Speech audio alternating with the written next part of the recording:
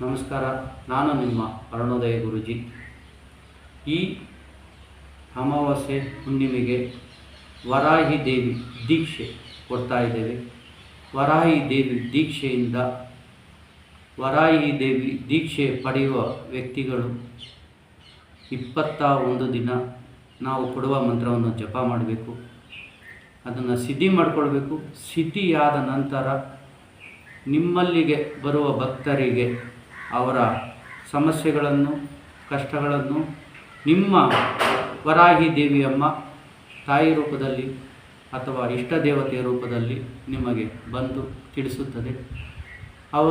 ನಿಮ್ಮ ಮುಂದೆ ಬಂದು ಕುಳಿತುಕೊಳ್ಳುವ ಭಕ್ತರಿಗೆ ಅವರ ಸಮಸ್ಯೆಗಳನ್ನು, ಪರಿಹಾರವನ್ನು ತಾವು ತಿಳಿಸಬಹುದು.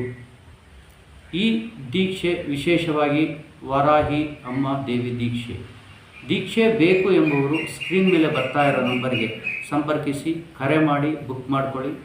ಹಾಗೂ ನಮ್ಮ ಚಾನಲನ್ನು ಸಬ್ಸ್ಕ್ರೈಬ್ ಮಾಡಿಕೊಳ್ಳಿ, ಲೈಕ್ ಮಾಡಿ, ಶೇರ್ ಮಾಡಿ, ಕಮೆಂಟ್ ಮಾಡಿ. ಮುಂದಿನ ವಿಡಿಯೋದಲ್ಲಿ ಭೇಟಿಯಾಗೋಣ.